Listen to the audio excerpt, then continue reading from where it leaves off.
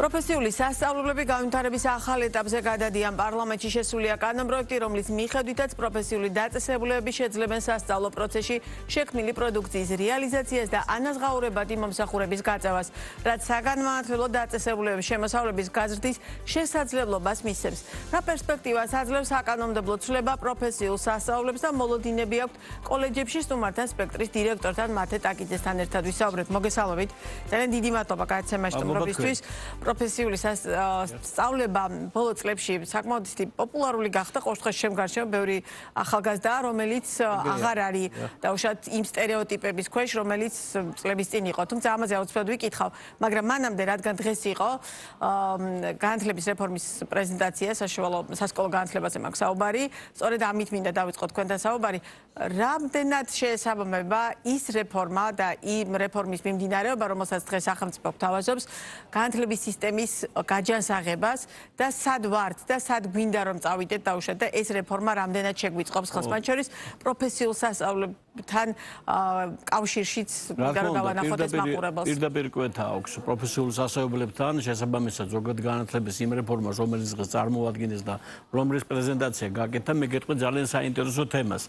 რამოდენიმე თემაზე გავამახვედებ ყურადღებას. პირველი თემა გახლავთ ის, რომ საუბარი არის მე-11 კლასი და სრული განათლების მიღება, მე-12 იქნება არჩევითი და გარდა ამისა, მე-11 კლასი იქნება პროფილური განათლების მიმართულება, რაც არის ძალიან მნიშვნელოვანი და ძალიან კარგი, გამომდინარე იქედან, რომ სტუდენტებს ექნებათ საშუალება და მოსწავლეებს რეალურად აირჩიონ ის მიმართულება, რომელიც მათ ჭირდებათ სამომავლო პროფესიული განათლების განვითარებისთვის. ეს იქნება აკადემიური და პროფესიული განათლება.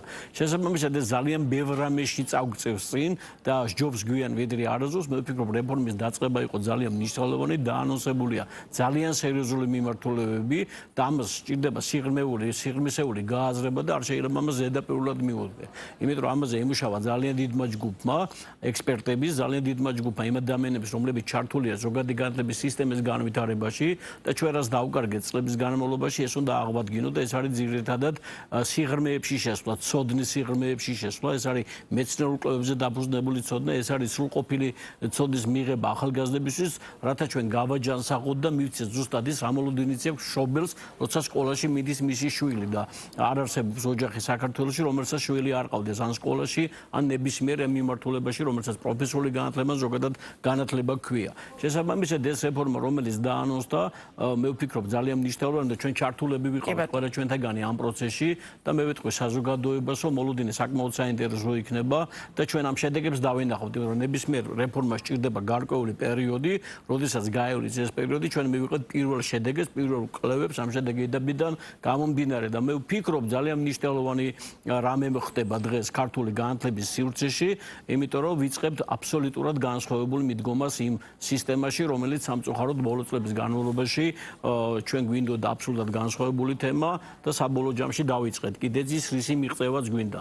ეს არის ეროვნულ იდენტიფიცირებაზე, ეროვნულ იდეებზე, საერთაშორისო ხარისხზე განათლების ორიენტირებული რეფორმა, რომელიც საბოლოო ჯამში მოგცემს იმ შედეგს, რომელსაც ველოდებით ყველა და აი ამავე კონტექსტში ის საკანონმდებლო ცვლილებები, რომელიც შესულია საქართველოს პარლამენტში, რას შეცვლის ის პროფესიასწავლებლებთან მიმართებაში და პროფესიული სწავლება რამდენად შეიძლება გადაიყვანოს იმ სტანდარტზე, როგორცაც პირობითად ვისურვებდით, იმიტომ რომ რეალურად დღეს საქართველოში ქართულმა ბიზნესმა ეს იცის ყველაზე კარგად. რეალურად არის კვალიფიციური კადრის ნაკლებობა, განსაკუთრებით პროფესიული მიმართულებით. ჩვენ შეგვიძლია თავმოთქვათ, რომ პროფესიული განათლება დღეს არის ყველაზე მთავარი ქვაკუთხედი. ჩვენ თუ გვინდა განვავითაროთ სამუშაო ადგილები, ჩვენ თუ გვინდა განვავითაროთ ეკონომიკა და განვავითაროთ ქვეყანაში ბიზნესი, რეალურად ამას სჭირდება კვალიფიციური, უნარებზე დაყრდნობილი და მაღალი უნარების მქონე მოქალაქეები. ეს არის თავარი ნიუსი. რაც შეეხება რეფორმას, რომელიც უკვე პარლამენტში პირველი მოსმენის შედეგად გავიდა, ეს ძალიან მნიშვნელოვანია, გამომდინარე იქედან, რომ ჩვენ გვეძლევა წარმოების უფლება, ანუ კოლეჯებს ექნება საშუალება, რომ ბიზნესთან ერთად კოლაბორაციაში ან კოლეჯებთან ერთად კოლაბორაციაში სხვადასხვა მიმართულებაში გავშალოთ სხვადასხვა ბიზნეს წარმოება, თუმცა მინდა გავავლო ოქროს შვალები. ეს არ უნდა უშლიდეს ხელს სასწავლო პროცესს ბუნებრივი და მეორე, ჩვენ როცა დავიწყებთ რაიმე ტიპის წარმოებას და განვითარებას, ეს მთელი ამონაგები თანხა დაბრუნდება რეინვესტირებაში ინფრასტრუქტურის განვითარება, ახალი სახელმძღვანელოების გამოცემა, ახალი ინფრასტრუქტურისა და აღჭურვილობების შემოტანა კოლეჯში და გარდა ამისა სტიპენდირების მიმართულება, мотиваცია და საუკეთესოდ მომზადებული კადრები, რომელიც შემდგომ წავლენ ამა თუ იმ ბიზნესებში განვითარებისთვის. ამასთანავე შეგვიძლია რომ ბიზნესს აქვს სრული ჩართულობის საშუალება ჩვენთან ერთად განახორციელოს რომელიმე კონკრეტული მიმართულება, ეს იქნება ინჟინერია, ეს იქნება სოფლის მეურნეობა, ეს იქნება IT ტექნოლოგიები, ეს იქნება ავტოინჟინერია, სამედიცინო თუ ასე შემდგომ. ამიტომ მრავალმხრივია, მრავალფეროვანია, მნიშვნელოვანია და ძალიან კარგია რომ სამინისტრომ დააინიცირა დროულად ეს და გავიდა და დაჩქარდა პროცესი. მე ვფიქრობ ძალიან საინტერესო გამოწვევები გველოდება წინ და ნებისმიერი კოლეჯი ამას უნდა შეხვდეს ახალი სიახლეებით, ახალი ინიციატივებით, მით უმეტეს დღეს საშუალება არის ძალიან დიდი.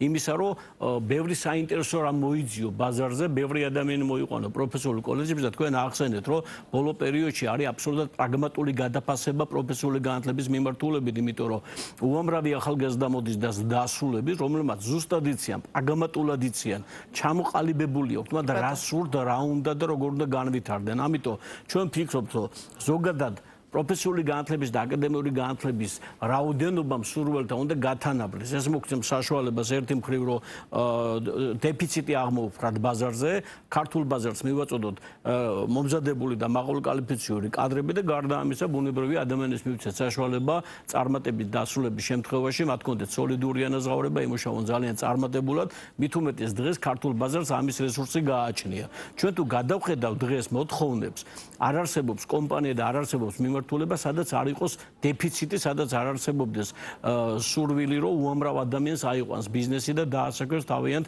სხვადასხვა მიმართულებებში. მაგრამ გჭირდება გაცილებით მეტი რაოდენობრივად ჩვენ ვამზადებთ.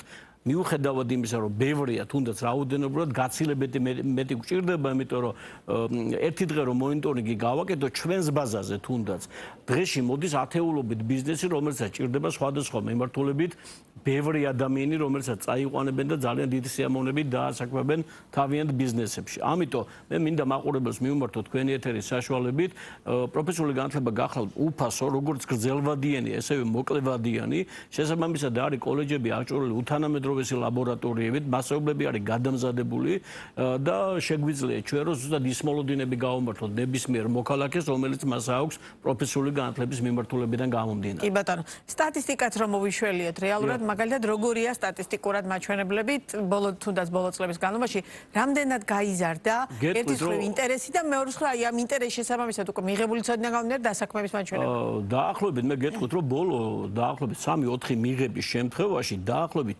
25-დან 27%-მდე არის გაზრდილი რაოდენობა მსურველების, რომლებიც მოდიან პროფესიულ განათლებაში.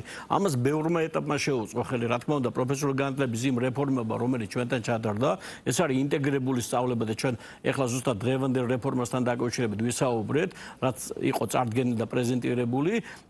მოსწავლე, რომელიც მოდის ჩვენთან, ამთავრებს როგორც პროფესიულ განათლებას, ასევე ამთავრებს საშუალო განათლებას. ამან შეუწყო ხელი, რომ ბევრი ახალგაზრდა შემოვიდა უკვე პროფესიულ განათლებაში.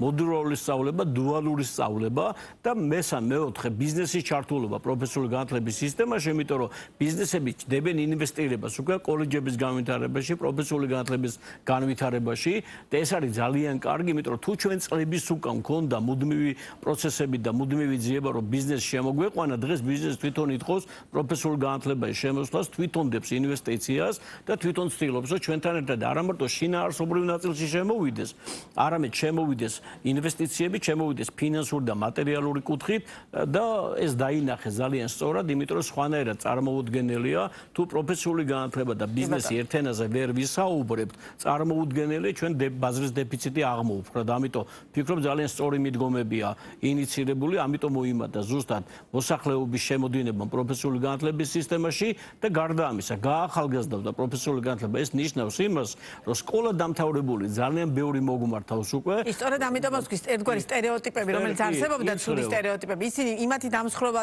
თანდათანობით ხდება და რეალურად დღეს რადიკალურად სასურათია. ძალიან გვახარებს ეს საკითხი, იმიტომ რომ როდესაც თქვენ გახსოვთ, რომ ალბათ თუ გადავხედავ წლების უკან სკოლის დამთავრებისთანავე არც ერთი ახალგაზრდა არ ფიქრობდა პროფესიული განათლების მიღებაზე. დღეს ეს შეცვლილია აბსოლუტურად და დასაქმების მაჩვენებელს გეტყვით. ყველაზე დაბალი მაჩვენებელი. ყველაზე დაბალ მაჩვენებელს ვიტყვი, ეს არის 70% პროფესიული განათლების კურსდამთავრებულების პროფილური დასაქმება. განსხვავებით უმაღლესი სასწავლებლების დამთავრების რადიკალურად სხვა სურათი გვაქვს. და ჩვენი საუბრის ბოლოს აუცილებლად ასევე მინდა კითხოთ, რეალურად ყველაზე დეფიციტური პროფესიები, მაგალითად თქვენი კოლეჯის შემთხვევაში, რომელთა მიმართებაში ყველაზე დიდი ინტერესია, რომლებია და ახალგაზრდების ხა ვინც გვიყურებს, მათ ინტერესს დავაკმაყოფილოთ, ეს სად შეიძლება რომ პირობითად უფრო მეტად იაქტიო. ბევრი ჩამოთვლა შემიძლია, ანუ ინჟინერიაში ყველგან არის ძალიან დიდი მოთხოვნა. ეს არის შრომის უსაფრთხოების თუ გარემოს დაცვის ტექნოლოგიები, ეს არის გეოდეზიისა, ტოპოგრაფიის მიმართულება, ეს არის შედუღება, ეს არის ენერგეტიკა, ეს არის მშრალი მშენებლობა. ანუ ძალიან ბევრი მიმართულება არის, რომელზეც იმდენად დიდი მოთხოვნა გახლავთ, უბრალოდ ვერ ვაკმაყოფილებთ მოთხოვნას, ამიტომ შესაბამისად ამ ყველაფრის კადრები გვყავს, სპეციალისტები, მასწავლებლები, სპეციალისტები გვყავს. ყველაზე მთავარი ჩვენი ძლიერი მხარე რაც არის აქ სპეციალისტები, აქაც მინდა ვახსენო ბიზნესი. ძალიან ხშირ შემთხვევაში ბიზნესი გვეხმარება, რომ მოვიყვანოთ მათგან კადრები, რომლებიც შემდეგ ლექციებს კითხულობენ ჩვენთან. ეგ ძალიან მნიშვნელოვანი ფაქტორი არის ბიზნესში. დავუშვათ იგივე ეს კურსდამთავრებულები ძირითადად ქართულ კომპანიებში საქმდებია თუ მათ შორის არის მათ შორის უცხოურში, რა თქმა უნდა, მე შემიძლია ვთქვა, რომ მათ შორის უცხოურში, იმიტომ რომ ჩვენ გარდა იმისა, რომ ქართული ბაზისის ვამზადებთ ამ ადამიანებს, ხშირად გქონია შემთხვევა, როდესაც ქართული უცხოური კომპანია შემოდის, უტარებს გარკვეულ, ესე ვთქვათ, ერთგვარ გამოცდას ჩვენს კურსდამთავრებულებს და მინდა ვთქვა, რომ არ ყოფილა შემთხვევა, როდესაც მათ ჩაუტარეს შესაბამისი გამოცდა, რომ ვერ დაეძლიოთ ჩვენებს. შესაბამისად, ჩვენს კურსდამთავრებულებს ძალუსო ნებისმიერ ქვეყანაში მიიღონ ის სამუშაო ადგილი, რომელიც არის ამა თუ იმ ქვეყანაში, იმიტომ რომ მათი მომზადების ხარისხი არის ძალიან მაღალი სტანდარტი. თვითონ სახელმწიფოს პოლიტიკა ამ ნაწილში, აი წლების წინ დაწყებული ერთგვარი რეფორმა, რომელიც საკმაოდ დიდი პრეზენტაციაც გვახსოვს, ხო, ჩვენ მათ შორის პროფესიული სასწავლებლების. რამდენად სწორად განავითარა სახელმწიფომ ის პოლიტიკა, რომელიც ამ შემთხვევაში პროფესიულ სასწავლებელთან მიმართებაში უნდა ქონდეს? უყურეთ, ეტაპობრივად დაიწყო ამის გაკეთება, სხვადასხვა ნაბიჯები იყო, პერმანენტულად იყო გადადგმული ეს ნაბიჯები და დღეს სად მივედით. უყურეთ, გეოგრაფიული დაფარვა საქართველოში პროფესიული განათლების მიმართულებით პრაქტიკულად აღარ არსებობს, ანუ არ არსებობს საქართველოში რომელიმე გეოგრაფიული არეალი, სადაც არ იყოს კოლეჯი და ეს ყველაფერი კეთება იმ სპეციფიკიდან გამომდინარე, თუ რომელიმე რეგიონს რომელი განვითარების მიმართულება აინტერესებს ყველაზე მეტად. აი მაგას როგორ ვიგებთ, რომელი კვლევების შედეგად ნებისმიერ შემთხვევაში ტარდება კვლევა, სადღაც მეღვინეობა ვითარდება, სადღაც სოფლის მეურნეობა ვითარდება დაუშვათ და ასე შემდგომ. ანუ შესაბამისად ეს კვლევები ტარდება, ამ კვლევების შედეგად შემდგომ ხდება მიმართულებების განსაზღვრა, თუ რომელ რეგიონს რა მიმართულება აინტერესებს. გარდა ამისა, მეორე თემა არის ინფრასტრუქტურული აღჭურვის ნაწილი, სადაც სახელმწიფო უზრუნველყო ყველა ამ რეგიონში და გეოგრაფიულ დაფარვაში არსებული კოლეჯების თანამედროვე სტანდარტების დონეზე მოყვანა. ამას დაემართა საერთო საცხოვრისები, ძალიან ბევრ კოლეჯებს ექნება საერთო საცხოვრისი, სადაც შეუძლია ადამიანი მივიდეს და ყოველგვარი გადასახადის გარეშე. გარდა ამისა, ის ეუფლება ცოდნას, მას აქვს კარგად აღჭურვილი კოლეჯი, გარდა ამისა, მას ექნება საცხოვრისი, სადაც შეუძლია მივიდეს და შესაბამისად იცხოვროს. გარდა ამისა, ჩვენ დავიწყეთ პედაგოგების გადამზადება. მათ შორის თუ გჭირდება იმის გამო, რომ გადავამზადოთ პედაგოგი იმ დონეზე, როგორც არის დაუშვათ ევროპულ ქვეყნებში, ამის საშუალებას დღეს არსებობს, რომ გადავამზადოთ და გქონდეს ის მოლოდინები, რა მოლოდინებიც აქვს ბიზნეს ჩვენგან გამომდინარე. ამიტომ დღეს იმდენად ბევრი სწორი ნაბიჯები გადაიდგა და პროფესიული განათლების სისტემა იმ დონეზე მუშაობს გამართულად, რომ მე ვთვლი, რომ ჩვენ ყველა გამოწვევის დაძლევა შეგვიძლია ამ ეტაპისთვის. ერთადერთი რაც არის საჭირო, გაცილებით მეტი რაოდენობის ადამიანის მოსვლა გვინდა პროფესიული განათლების სისტემაში. ძალიან დიდი მადლობა წარმატებებს გისურვებთ და კლავაც სიამოვნებით გიმასპინძლებ ბიზნეს პარტნიორის ეთერში.